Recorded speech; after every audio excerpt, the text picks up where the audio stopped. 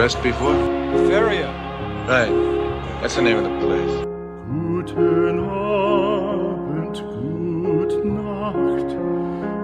Why did you come here? Got a little business to take care of. I'm looking for a customer. Opium? Yeah, that's right. Besteckt, schlupf unter die Deck. Morgen früh, I didn't realize what a perfect alibi a naval career provides. It justifies celibacy and never the true love. You see, the solitude.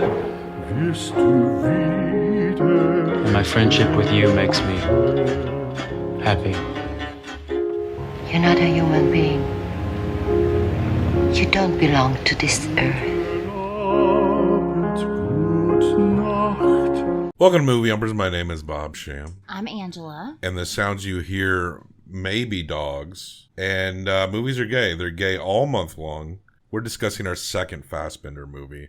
Today, for our second annual Movies Are Gay, it's his last one before he died in 1982. He adapted the scandalous French writer Jean Genet. He adapted his book Querelle of Brest. Then he passed away. Apparently, according to Wikipedia, I'll have to check the citations. Cocaine and barbiturates, probably a mix of drugs. And we lost Fassbinder quite early in his life. As prolific as he was really churning them out. And if he had lived, we already have a lot of Fassbinder out there. We could have had twice as much. How old was he? 37. Okay, that's what I thought. Which is not very old. Not at all. We're older than that now. Shit. The what he put out into the world before 40. Insane. Unreal. He's kind of new to us. We've discovered him in the last couple of years, but we've been wanting to have little excuses to see his movies. And some we've seen, just not even talking about it on the show. Our second of Movies Are Gay this month of Fassbinder. We're talking about Querelle from 1982, directed by, yes, Rainer Werner Fassbinder, written by him and Burkhard Dreist, based upon a novel by that salty Jean Genet, starring Brad Davis, Franco Nero. I said he's salty. I'm not sure what makes him salty. It's a salty movie. There's sailors in it. Sure. Also Jean Moreau, Gunther Kaufman, and many, many more. This movie manages to be weirdly lewd, despite not actually seeing actual genitalia, maybe just a guy's ass. But it's somehow lewd in the shapes of sets and people, their dick drawings everywhere. Fassbinder's the funniest German, right? He really is. When this movie was over, I sort of had to convince myself that I didn't see dicks. Because seems like you would have. Why would you convince yourself you Well, had? no, because I was like, oh man, there were dicks everywhere. And I was like, there weren't though. There were not dicks. Not actual dicks. No, yeah, I know. But they are so graphic with things. The implication of them. Yeah, the implication is what's graphic. But the way he paints it, you feel as though you have just watched porn. Something kind of, yeah, for Yeah. sure. Which is kind of, it's funny. It's funny to me. This movie, I don't know why, it's weirdly funny to me. Werner Herzog's pretty funny too for a German, but I feel like, and I think he's got a good sense of humor, but I feel like his personality is almost accidentally funny a lot of the time. Yes. But I feel like Fassbinder is genuinely hilarious in certain ways. This movie also feels very fantastical because of the way it is shot and the way the sets work. You're very much on a soundstage the entire time. This movie's all about like sets. old school. And a lot of his best movies are strong sets. Petra von Kant is better than this still, but the set design here just seems even more vivid. That one seems contained, and this one seems an illusion of this broad environment. And the colors and things are just so fucking specific. There's so much thought put behind every layer here. It seems like he's working on, minimal budgets, but his ideas and executions on the set work itself. It's, like what I like about, I think watching the set work here evokes something that was the closest I'd come since I'd seen Night of the Hunter, yes, which is a very set-heavy movie. I agree. And the design sensibilities in presenting that set and how essential it is to the overall movie. Like, you cannot separate the two. It almost would seem wrong to think that, just now that you watch this this film take place within this set, within this design, it almost feels wrong to even ponder seeing it in some real docks or anything like that. Absolutely. The thing about Night of the Hunter is part of what makes that set so amazing is how unbelievably real it seems while not. The sky is painted and things like that. But they create this wildlife that seems so real in Night of the Hunter. In this one, I love how much he wants you to think about the fact that it's a set. So John Genet's Querelle and Gil, I'm kind of interested in reading this book after watching this movie. He's more of a serial killer. I mean, the Querelle we got is rather vicious and cold, and we do see him kill. We only see him kill like once, right? But we see him get in fights and stomach punching competitions. He's at this dock with his brother his brother's not a sailor, but I was confused last night, but the brother he's playing two characters. Hanno Paschal is playing Robert and Gil. I didn't think that until the very end, but it makes sense because when he puts the mustache on Gil, that's part of it, is that he looks like his brother. There's a undercurrent between the two of them that they love each other more than they should. And how long have you been in Brest? Since yesterday. Never thought I'd run into you here. I'm the lover of the boss, Lijian, and have been for the last 6 months. What about her husband? He's got interests of his own. Why did you come here? Got a little business to take care of. I'm looking for a customer. Opium? Yeah, that's right. Gil has this boy he really likes, and he's constantly hounding. The verbiage, he's talking about how hot he is for the guy's sister. You got the same chops. You got the same eyes. Pity you're not her. What are you going to tell her? I'll do my best to get her to come tomorrow. And it seems like he and his sister have connections. He has nude pictures of the sister, but when he talks up how much he wants to fuck his sister, he's really talking to the man himself. So, I mean, this is homoeroticism all layered. Everyone's bisexual, at the very least, all throughout this movie. And when you see players within the movie, sometimes it's men dressed as women. You see them as background characters within it. Also, just to be clear, Gil is not his brother. His brother's name is Robert. But the same actor is playing Robert and Gil. Gil, who is not really associated with Querelle until closer to the end. The only difference between them, it's very Superman. Gil does not have a mustache and Robert does. But they look a lot different. But Robert is Querelle's brother, and there's also this weird sexual sibling relationship between the two of them where they both speak and other people notice about them that they care about each other too much in this weird way. They're tied together. There's this part where they meet where they hug and they're both punching each other while they're embracing. The strange resemblance of the two brothers seemed attractive only to others. They met only in the evenings, as late as possible, in the one bed of a room, near the one in which their mother had lived in poverty. And there's a lot of talk, like especially from Querelle. I guess we see Querelle's first man-on-man interaction, and that is done by as he says, yeah, you don't feel like you can trust Querelle at all.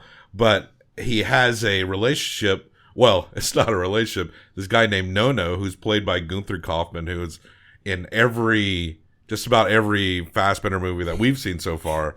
We cheer when we see him now. Yeah, he's become very familiar, but he fucks Querelle, and Querelle kind of likes it. And it's a dice game that they play. Right. Which is hilarious. So if we were going to, well, I'm not going to use us as an example, but the way they do it is Nono bets you that if he rolls the dice and he wins, he gets to fuck you. But if you win, you can fuck his wife. Yeah. That's the setup. The lady that runs this establishment, who's also having this weird affair with Robert, yes, Querelle's brother, but she's married to Nono, who runs the bar. Interesting thing about her character that does show up from time to time in Fassbinder films.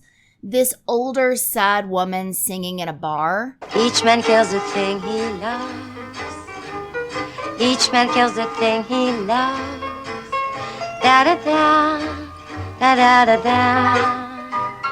It happens in Fox and His Friends. There's a lady singing at the bar throughout the same song, and she always is singing the same song, and you get the idea that she and Nono and this cop that always sits at the bar, they're stuck in this every day is the same, and they're looking for something exciting to happen.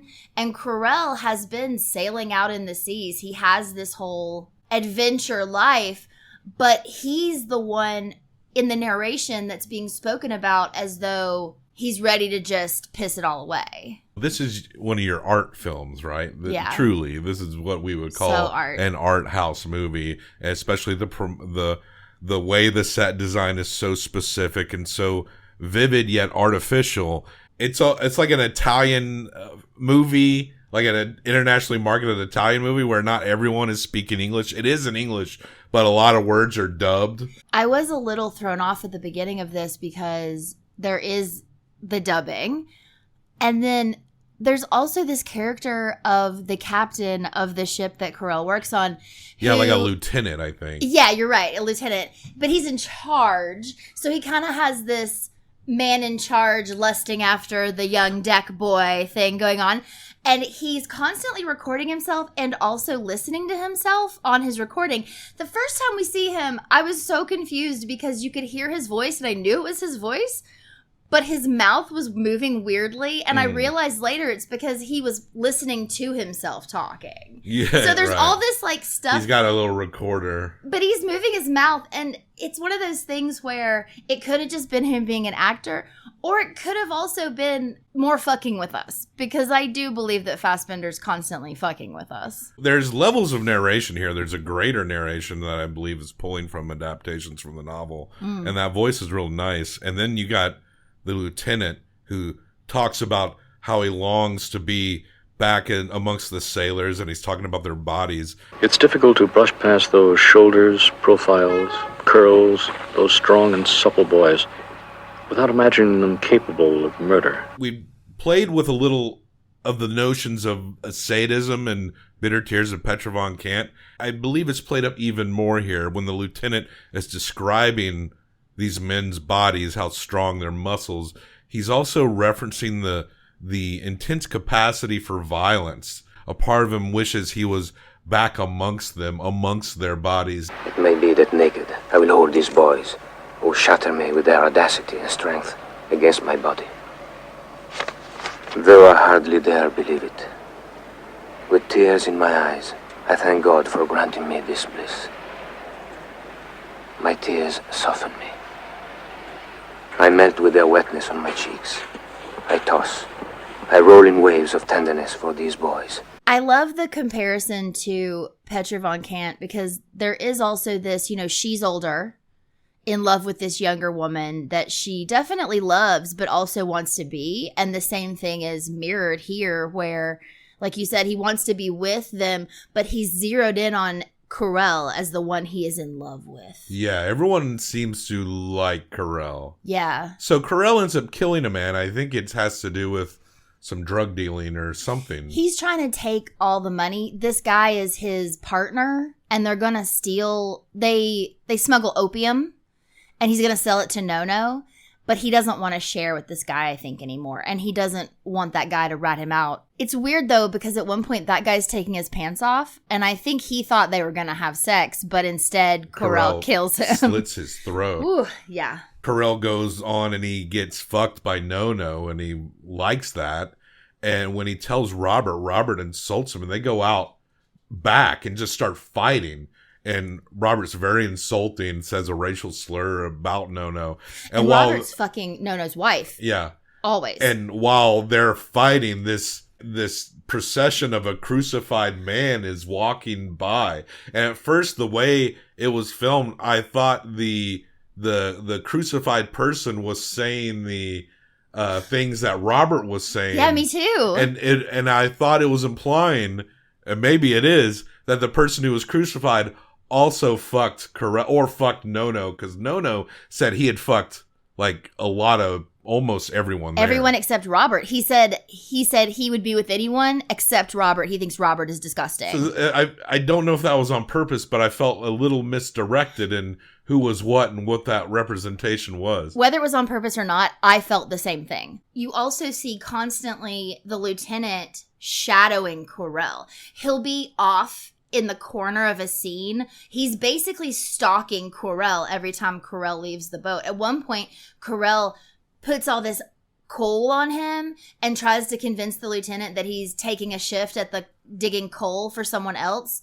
But really, he just goes and takes a shower and goes to meet to Nono's bar because he's hanging out all the time. Also, these outfits. The cop at the bar, I thought, was just a fucking leather daddy until we found out he was actually a cop. Querelle had no doubt that the realm over which this fellow ruled was a terrestrial one. But was it possible that the police could be so handsome, so rich? Because he's wearing a leather vest and pants and a hat that says police. I think he literally was a cop, but he's portrayed as a leather daddy. And a lot of the imagery of this movie is taken from artwork of a guy named Tom of Finland. Yes, Tom of Finland. Very homoerotic artist. Yep. And it is 1-to-1. And the new Criterion release of Querelle has a very Tom of Finland inspired cover too, which apparently a lot of people thought was made with AI because it's got that gloss sheen on the cover, but the artist said that was not the case. So. Right. That's really cool. Tom of Finland has come up recently just in things I've been watching and reading lately, and I need to do a dive into his stuff. Yeah, it's just a lot of hunky leather daddies with big fucking dicks. Yeah, big bulges. He's kind of one of those guys where you see a little and you're like, okay, I've seen a lot. Very influential, this Tom of Finland, and that is apparent here in Fassbinder's adaptation of Querelle, which Fassbinder just turned up the gayness like by quite a bit. I don't know. I haven't read Jean Genet's book. Again, I kind of want to read it after watching this movie for the differences. But apparently, Querelle's a bigger killer in the book. So in this, he's killed this other sailor, and he's hanging out at Nono's bar where his brother is all the time, and the brother's fucking the wife, and that whole story is happening. Meanwhile, like you mentioned, you have Gil, and there's all these guys with these metal hats. So whatever kind of work they're doing, they're crossing around with the sailors. Yeah, they're in this same sort of port town. They're in the same port town as the sailors right now. Brest is the name of it. Or is Querelle just from Brest? No, I think they're in Brest. For sure. They're all just feeling it out. Yeah. Oh, I get it. That's what you did there. Bad. So how did Gil end up in the situation he did? Gil was getting picked on a lot by this one guy. Yeah, this one guy was picking on Gil a whole lot where they were and calling him gay. And he was kind of fucking around with this little guy who, like you said, he even kissed him at one point and said, "You're just so pretty like your sister." That's a thing dudes do sometimes. I was thinking of your sister. I wasn't trying to kiss you. I've known a couple people who've had that excuse for like kissing a dude. Ooh, interesting. Yeah. That sounds like the worst excuse ever. It definitely is. Or I mean, they're lying. Yeah, it's a lie. Yeah, obviously, but he's playing this up in this. You know, that's the whole idea. That's a thing. I know like 2 people who've said, "Oh yeah, I kissed this guy, but I was thinking about this girl." Yeah, no one believed. If you're listening or watching, you've ever said that, no one believed that. No one believes you. Well, no one believes him. I didn't believe him. The boy didn't believe him. So basically, what happens is this other guy in his group embarrasses him so bad that it really fucks with his head. And there's this bar that he goes to, separate bar, where he sings sometimes. And I believe he's up on stage, but regardless, he's at that bar. And he's literally talking to the young guy about how next time he sees this man, he's going to fuck him up. And the man shows up.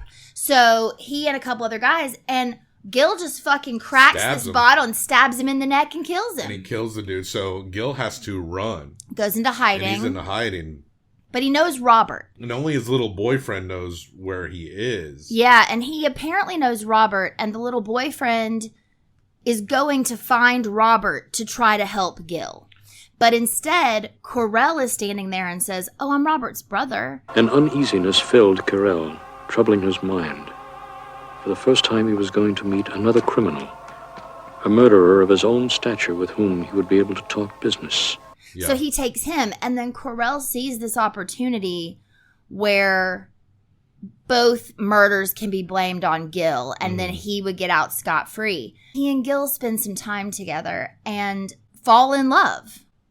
They say neither one has ever loved anyone the way they love each other. Hiding out together, talking, they tell each other probably more about themselves than they've ever told anyone else, even though we don't get much of that. But he again, just misses his little boy. But again, you can't truly trust Querelle. In another time and place, you might be the only one I could actually have a relationship with. That's the feeling it portrayed to me. They fall in love, they kiss only, and Querelle has basically convinced Gil.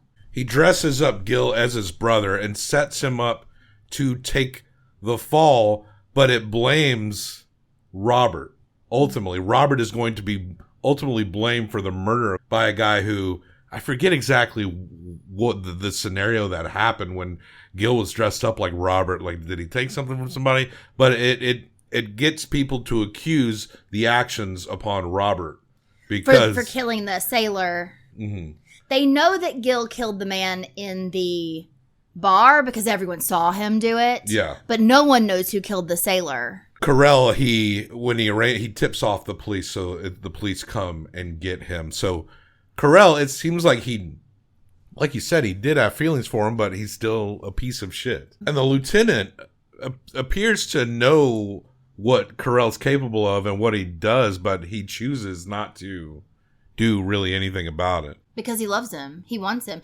And then Querelle goes back to the ship and finds his recordings, lusting over Querelle. We have Jesus to thank that we are able to glorify humility, for he made it the sign of the divine, the Godhead in our innermost depth.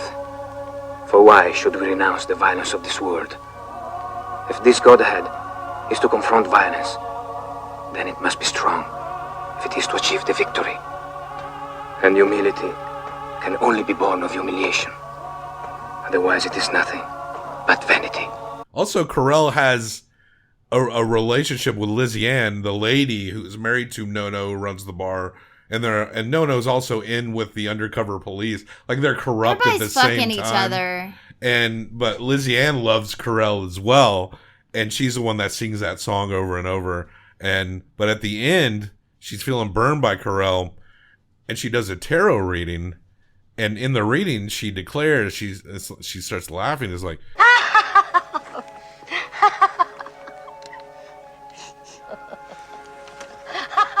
What's with you? I was wrong. You haven't got a brother. You understand? I made a mistake. You hear me? You haven't got a brother. He hasn't got a brother at all. Because Robert's so sad. Because Querelle's fucked his whole life up. But then she says, "You're not brother. You don't have a brother." I guess the tarot cards read that. Because at the beginning, she did a tarot card reading where she said, "You have a brother," and Robert said, "So?" And she said, "Well, you never mentioned him." But he doesn't really comment one way or the other. And I mean, his brother shows up, obviously, and they have a connection. But yeah, how much of this is real? We're not going to grasp every inch of this movie, but that's kind of why I want to read the book itself. This movie at least got me curious for that. But ultimately, Querelle is all about set design and the big old dicks in that set design. It is a lot of penises. It's lewd without actually showing genitalia, which is pretty fascinating and a weirdly funny movie as well. But Fassbinder's final movie, Querelle, we would have had over 100 movies if he hadn't OD'd in 1982. Querelle. Interesting. A lot of fun to look at. So you're going to give 1 through 5. I'm going to give 1 through 5 combined for best out of 10. I think I'm going to give Querelle, based on set design alone, and the acting, the dubbing effect, it all being in English with some actors having to be dubbed, it gives the acting this David Lynch will do this with his actors too, where they'll almost seem a little wooden, but it somehow works, right? If you're filming people in not your own native language, you might miss the certain emotional turns. Everything seems a lot of the dialogue seems so deliberate and awkward, but it kind of matches with the artificial tone of the sets and the lighting and how it's presented to you. It somehow makes sense in correlation with all of the visuals. In these tableaus, they're moving. Yeah. But he's creating these tableaus, especially with the men on the boat, when it's all orange in the background. And you know they're inside somewhere, but they've all been sprayed down with water. So it looks so hot. And everything's orange and like it's almost vibrating with sex. What is a tableau? Tableau is like a tableau would be a picture of like 20 people all kind of posing in a just certain multiple way. Figures. Yeah, it's not going to be one person. Like it's gonna dogs be like playing poker as a tableau. You could say that, I guess. Yeah. I'm going to give this, give it a solid 4. I think it's a solid 4. Yeah, I'm giving it a 4. The Last Supper is a tableau. Take a look at it. Right at an 8, a solid 8, a film. We have Querelle by Rainer Werner Fassbinder, right between Prince of Darkness and Rope. And I think Prince of Darkness, I upped that score at a later time. A lot of scores have been jumping up and down. I think a Watermelon Woman may go down a little. Go watch Querelle. It's on Max. A lot of Fassbinder movies are on Max as of this recording. So it is kind of interesting, this particular film nerd beloved, this guy who's beloved among film nerds, but the average person probably doesn't know much about him. But you can watch probably about a half a dozen of his movies on Max right now. So highly recommended. Check the show notes for links, other places to find us. Like and subscribe. Leave a comment. Let us know what you think of Querelle. Have you read the book? Tell us about it as well. And yeah, let's leave. Movies are gay, and so are you.